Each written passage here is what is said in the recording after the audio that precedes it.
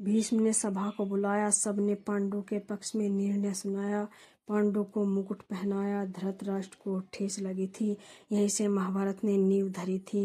विदुर महामंत्री पद आसीन हुए, सब आश्वस्त और निश्चिंत हुए।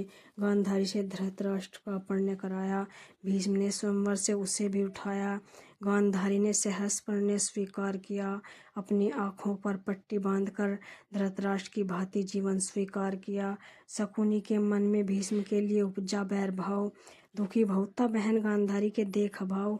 ली शपथ उसने मन ही मन, हस्तिनापुर का विनाश करूंगा। बहन के प्रतिशोध की ज्वाला को तभी शांत करूंगा। शकुनी बहन के साथ हस्तिनापुर आया, बस यहीं उसने डेरा जमाया। रहने लगा बहन की देखरेख का किया बहाना।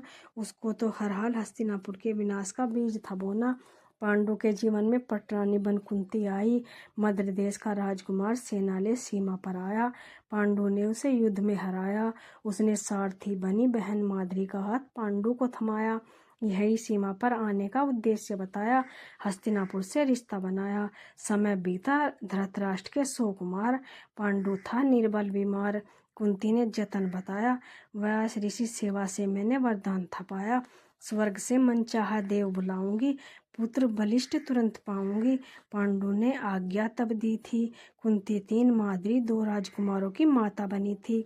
धृतराष्ट्र के पुत्र कौरव कहलाए और पांडु के पुत्र 5 पांडव कहलाए। द्रोणाचार्य से शिक्षा का अर्जन करते। कौरव पांडव कभी लड़ते कभी झगड़ते, संग खाते संग वन में विचरते। बोले कृपाचार्य, हे भीष्म, आप सब शिक्षा में बड़े निपुण हो, करते यदि बालकों का शस्त्र विद्या में मार्गदर्शन। बालक निपुण हो जाते, आपको गुरु बना धन्य हो जाते। हे कृपाचार्य, मैं बाध्य हूँ। मेरे गुरुवर ने एक वचन लिया था, गुरु दक्षिणा में आदेश दिया था, शिक्षक पद न स्वीकार करूँगा। गुरु परशुराम की दी हुई शस्त्र विद्या का न दान करूँगा। जब जब भीष्म कुमारों से मिलने आतुर हो जाते, समय समय पर व्याकुल हो जाते, तभी भीष्म आश्रम में जाते। कुमार सभी दौड़कर आते, पितामह सबको गले लगाते। दौड़ता हुआ अर्जुन आया, पितामह का विशेष स्नेह उसने पाया। पितामह बड़े विशाल तरु थे, सब कुमारों की भरपूर छाँव थे। अभी अल्पायु थे पांडव सारे, पांडु स्वर्गवासी हो गए बेचारे।